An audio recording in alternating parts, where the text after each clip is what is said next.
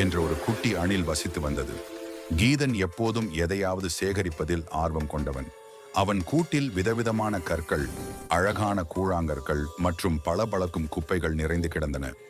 ஒரு நாள் வானம் இருண்டு மின்னல் வெட்டிய போது கீதன் ஒரு புதிய பொருளை கண்டான். அது ஒரு மின்னும் பொன்னிற பூச்சி. அந்த பூச்சி சாதாரணமான பூச்சிகளைப் போலல்லாமல் தங்க நிறத்தில் பிரகாசித்தது. இதுதான் உலகிலேயே மிக மதிப்புமிக்கது என்று நினைத்து கொண்டான் கீதன். அவன் அந்த பூச்சியை பிடித்து தன் கூட்டின் மையத்தில் மிக கவனமாக வைத்தான். மறுநாள் காலை விழித்தெழுந்த கீதன் பூச்சியை பார்த்தான். அது இன்னும் பிரகாசமாக இருந்தது. ஆனால் கூட்டில் இருந்த மற்ற பொருட்கள் அனைத்தும், அவன் சேகரித்த விதைகள், பழங்கள் வாடி அழுகி போயிருந்தன.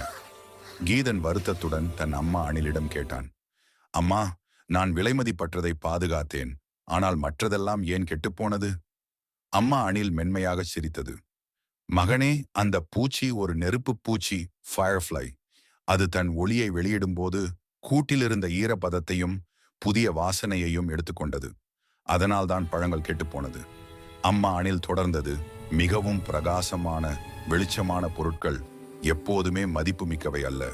உண்மையான செல்வம் என்பது உனக்கு உயிரையும் உணவையும் நிம்மதியையும் தருபவையே. கீதன் தன் தவறை புரிந்து கொண்டான். அவன் தங்கப்பூச்சியை ஜன்னலுக்கு வெளியே பறக்கவிட்டு மீண்டும் காட்டில் உள்ள பழங்களையும் புதிய கொட்டைகளையும் சேகரிக்க ஓடினான். இப்போது அவன் கூட்டில் சேகரித்த ஒவ்வொரு பொருளும் அவனுக்கு பயன்படக்கூடியதாக இருந்தது.